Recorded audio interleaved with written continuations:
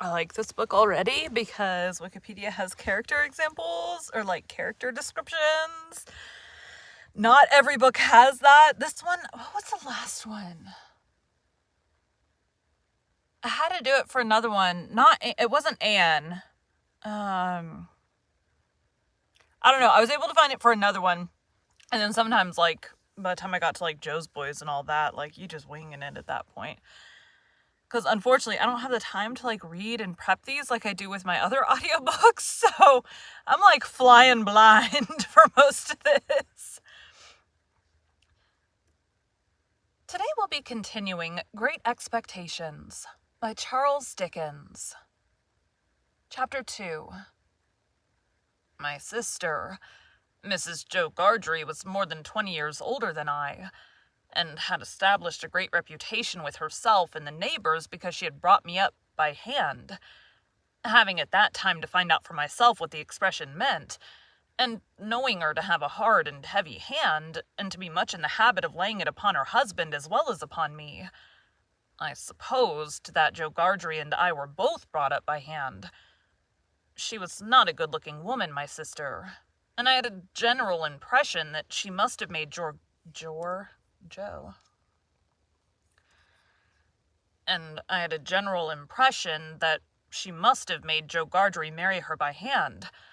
Joe was a fair man, with curls of flaxen hair on each side of his smooth face, and with eyes of such a very undecided blue that they seemed to have somehow got mixed with their own whites.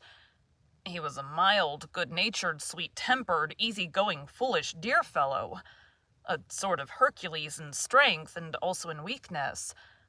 My sister, Mrs. Joe, with black hair and eyes, had such a prevailing redness of skin that I sometimes used to wonder whether it was possible she washed herself with a nutmeg grater instead of soap. She was tall and bony, and almost always wore a coarse apron, fastened over her figure behind with 2 loops and having a square impregnable bib in front. I was stuck full of pins and needles. She made it a powerful merit in herself and a strong reproach against Joe that she wore this apron so much. I really see no reason why she should have worn it at all, or why, if she did wear it at all, she should not have taken it off every day of her life. Joe's forge adjoined our house, which was a wooden house, as many of the dwellings in our country were. Most of them at that time. When I ran home from the churchyard, the forge was shut up, and Joe was sitting alone in the kitchen. Joe and I being fellow sufferers and having confidences as such. Joe imparted a confidence to me the moment I raised the latch of the door and peeped in at him opposite to it, sitting in the chimney corner. What do I know about Joe?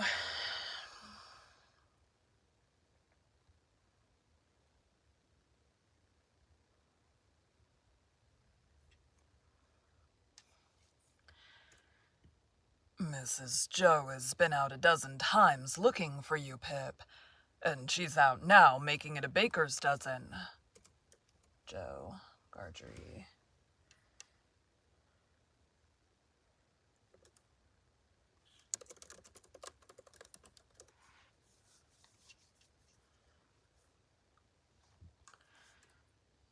Is she? Yes, Pip, said Joe. And what's worse, she's got Tickler with her. At this dismal intelligence, I twisted the only button on my waistcoat round and round, and looked in great depression at the fire. Tickler was a wax-ended piece of cane, worn smooth by collision with my tickled frame. She sat down, said Joe, and she got up, and she made a grab at Tickler, and she rampaged out. That's what she did, said Joe, slowly clearing the fire between the lower bars with the poker and looking at it. She rampaged out, Pip. Has she been gone long, Joe?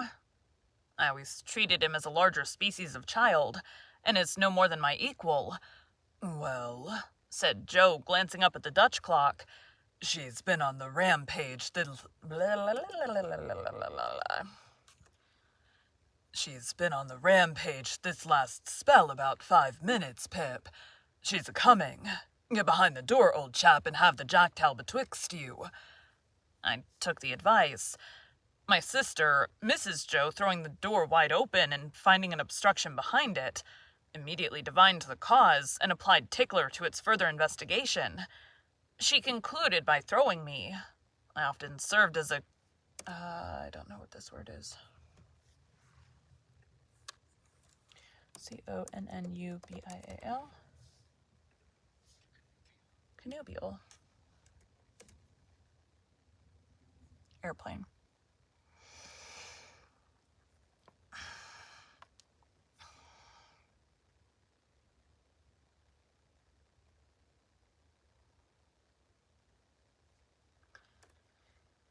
I often served as a connubial missile at Joe, who, glad to get hold of me on any terms, passed me on into the chimney and quietly fenced me up there with his great leg. "Where have you been, you young monkey?" said Mrs. Joe, stamping her foot. "Tell me directly what you've been doing to wear me away with fret and fright and worrit, or I'd have you out of that corner if you was 50 pips, and he was 500 gargeries."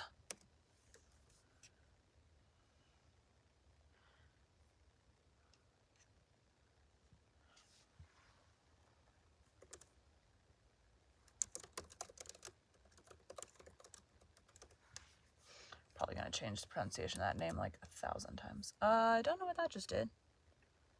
I'll do that. Weird. Okay. Bargery. "I've only been to the churchyard," said I from my stool, crying and rubbing myself. "Churchyard," repeated my sister. "If it weren't for me, you'd have been to the churchyard long ago and stayed there. Who brought you up by hand?" "You did," said I. "And why did I do it, I should like to know," exclaimed my sister. I whimpered. "I don't know." "I don't," said my sister. "I'd never do it again. I know that. I may truly say I'd never had this apron of mine off since born you were. It's bad enough to be a blacksmith's wife, and him a gargery, without being your mother." My thoughts strayed from that question as I looked disconsolately at the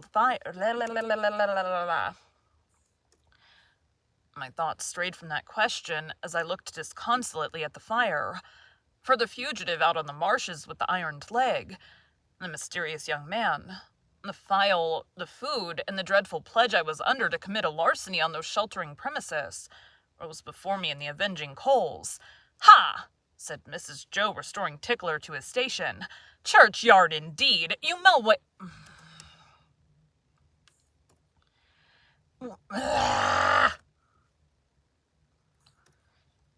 Churchyard, indeed! You may well say churchyard, you two." One of us, by the by, had not said it at all. "You'll drive me to the churchyard betwixt you one of these days. And, oh, a precious pair you'd be without me." As she applied herself to set the tea things, Joe peeped down at me over his leg, as if he were mentally casting me and himself up and calculating what kind of pair we practically should make, under the grievous circumstances foreshadowed. After that, he sat feeling his right side flaxen curls and whisker, and following Mrs. Joe about with his blue eyes, as his manner always was at squally times. My sister had a trenchant way of cutting our bread and butter for us, that never varied. First, with her left hand, she jammed the loaf hard and fast against her bib, where it sometimes got a pin into it, and sometimes a needle, which we afterwards got into our mouths. Then she took some butter, not too much, on a knife, and spread it on the loaf in an apothecary kind of way, as if she were making a plaster, using both sides of the knife with a slapping dexterity, and trimming and molding the butter off round the crust. Then she gave the knife a final smart wipe on the edge of the plaster, and then sawed a very thick round off the loaf, which she finally, before separating from the loaf, hewed into 2 halves, of which Joe got one and I the other. On the present occasion, though, I was hungry. On the present occasion, though I was hungry, I dared not eat my slice. I felt that I must have something in reserve for my dreadful acquaintance, and his ally, the still more dreadful young man. I knew Mrs. Joe's housekeeping to be of the strictest kind, and that my larcenous researches might find nothing available in the safe. Therefore, I resolved to put my hunk of bread and butter down the leg of my trousers. The effort of resolution necessary to the achievement of this purpose I found to be quite awful.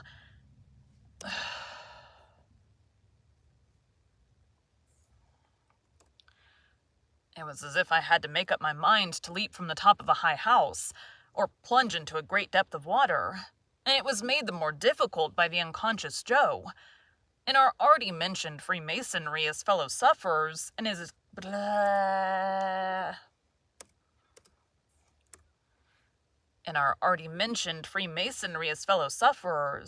and in his good-natured companionship with me, it was our evening habit to compare the way we bit through our slices, by silently holding them up to each other's admiration now and then, which stimulated us to new exertions. Tonight, Joe several times invited me, by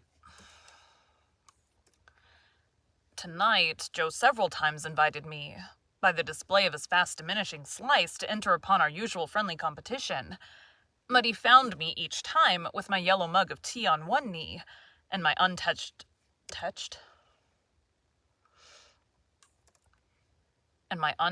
bread and butter on the other.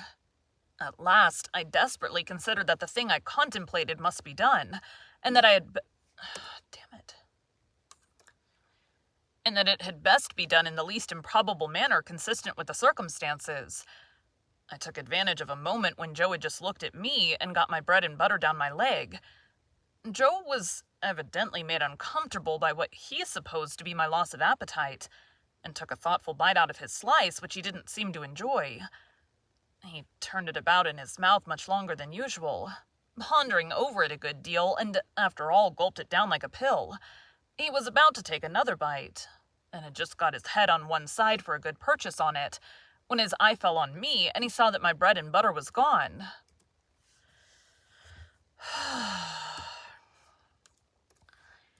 The wonder and consternation with which Joe stopped on the threshold of his bite and stared at me were too evident to escape my sister's observation. "What's the matter now?" said she, smartly, as she put down her cup. "I say, you know," muttered Joe, shaking his head at me in very serious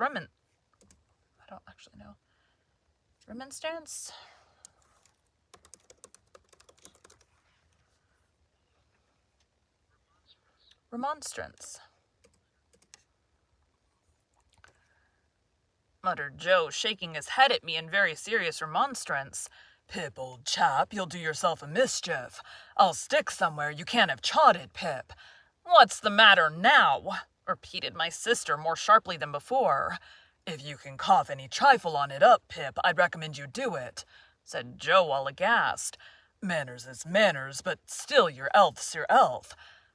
By this time my sister was quite desperate, so she pounced on Joe, and taking him by the two whiskers, knocked his head for a little while against the wall behind him, while I sat in the corner looking guiltily on. "Now perhaps you'll mention what's the matter," said my sister, out of breath. "You staring great stuck pig." Joe looked at her in a helpless way, then took a helpless bite and looked at me again.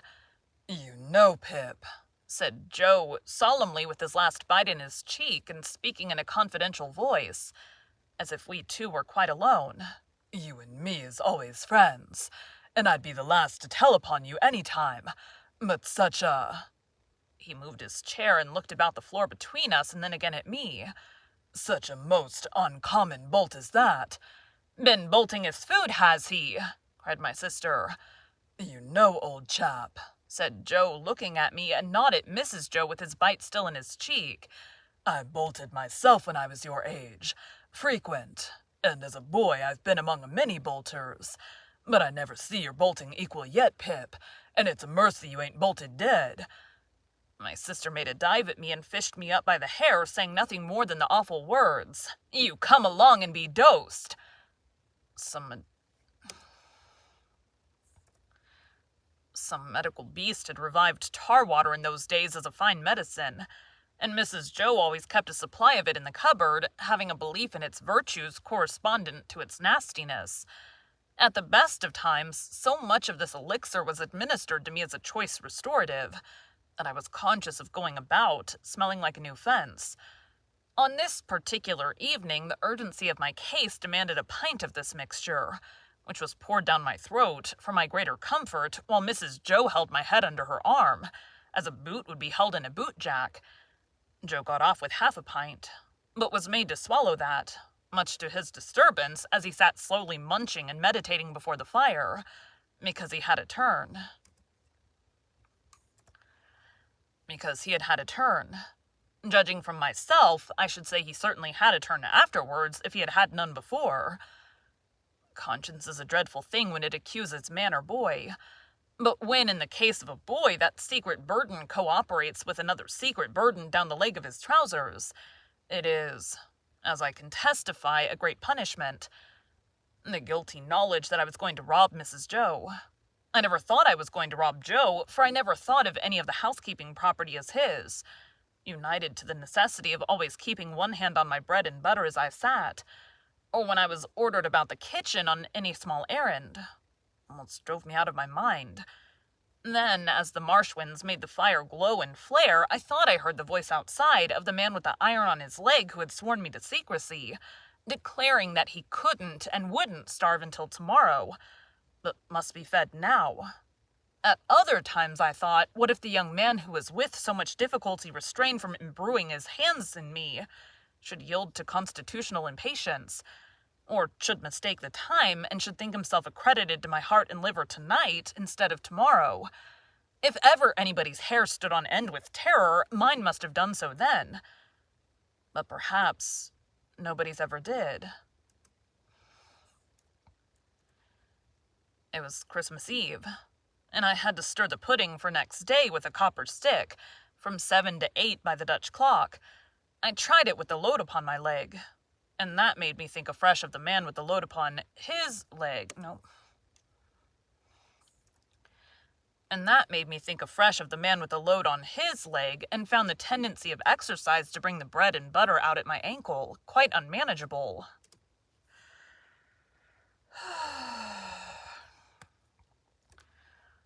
Happily, I slipped away and deposited that part of my conscience in my garret bedroom.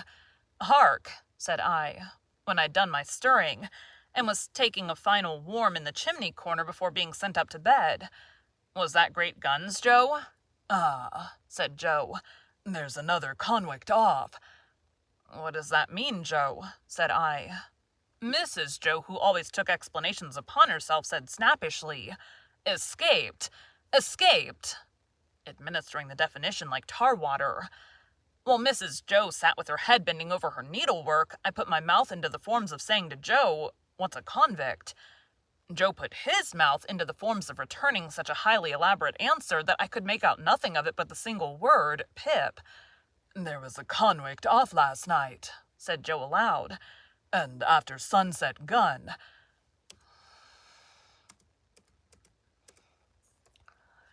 "After sunset gun, and they fired warning of him, and now it appears they're firing warning of another." "Who's firing?" said I. "Drat that boy!" interposed my sister, frowning at me over her work. "What a questioner he is! Ask no questions, and you'll be told no lies." It was not very polite to herself, I thought, to imply that I should be told lies by her, even if I did ask questions. But she never was polite unless there was company. At this point, Joe greatly augmented my curiosity by taking the utmost pains to open his mouth very wide, and to put it into the form of a word that looked to me like sulks. Therefore, I naturally pointed to Mrs. Joe and put my mouth into the form of saying, "Her?" But Joe wouldn't hear of that at all, and again opened his mouth very wide, and shook the form of a most emphatic word out of it. But I could make nothing of the word. "Mrs. Joe," said I as a last resort, "I should like to know, if you wouldn't mind much, where the firing comes from." "Lord bless the boy!" exclaimed my sister, as if she didn't quite mean that, but rather the contrary. "From the hulks." "Oh," said I, looking at Joe. "Hulks." Joe gave a reproachful cough, as much as to say, "Well, I told you so." "And please, what's hulks?" said I. "That's the way with this boy," exclaimed my sister, pointing me out with her needle and thread and shaking her head at me. "Answer him one question, and he'll ask you a dozen directly. Hulks are prison ships, right cross the meshes." We always use that name for marshes in our country. "I wonder who's put into prison ships and why they're put there," said I in a general way and with quiet desperation. It was too much for Mrs. Joe, who immediately rose. "I tell you what, young fellow," said she, "I didn't bring you up by hand to badger people's lives out. It would be blame to me and not praise if I had. People are put in the hulks because they murder and because they rob and forge and do all sorts of bad, and they always begin by asking questions. Now, you get along to bed." I was never allowed a candle to light me to bed, and as I went upstairs in the dark with my head tingling from Mrs. Joe's thimble having played the tambourine upon it to accompany her last words, I felt fearfully sensible of the great convenience that the hulks were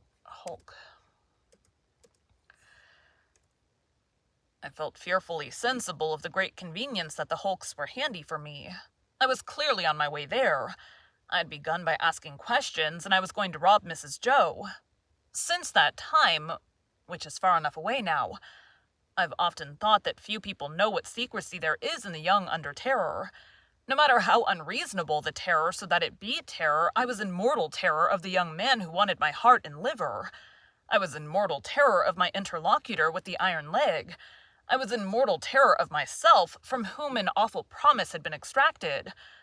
I had no hope of deliverance through my all-powerful sister, who repulsed me at every turn. I'm afraid to think of what I might have done on requirement in the secrecy of my terror. Oh, I have a text. Oh, my mom liking my good morning. If I slept at all that night, it was only to imagine myself drifting down the river on a strong spring tide to the hulks, a ghostly pirate calling out to me through a speaking trumpet as I passed the gibbet station, that I had better come ashore and be hanged there at once and not put it off. I was afraid to sleep, even if I had been inclined, for I knew that at the first faint dawn of morning I must rob the pantry. There was no doing it in the night, for there was no getting a light by easy friction then. To have got one I must have struck it out of flint and steel and have made a noise like the very pirate himself rattling his chains.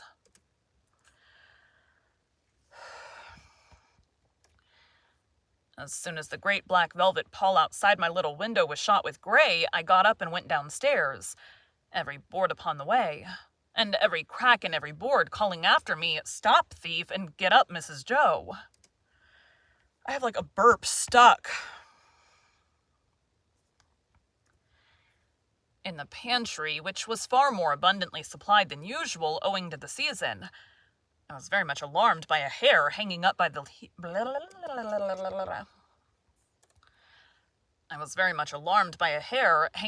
heels, whom I rather thought I caught, when my back was half turned, winking. I had no time for verification, no time for selection, no time for anything, for I had no time to spare.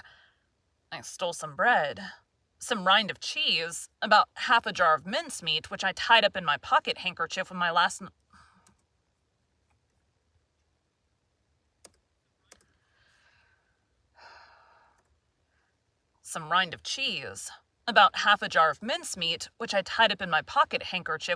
night's slice, some brandy from a stone bottle which I decanted into a glass bottle I had secretly used for making that intoxicating fluid, Spanish licorice water, up in my room, diluting the stone bottle from a jug in the kitchen cupboard, a meat bone with very little on it, and a beautiful round compact pork pie.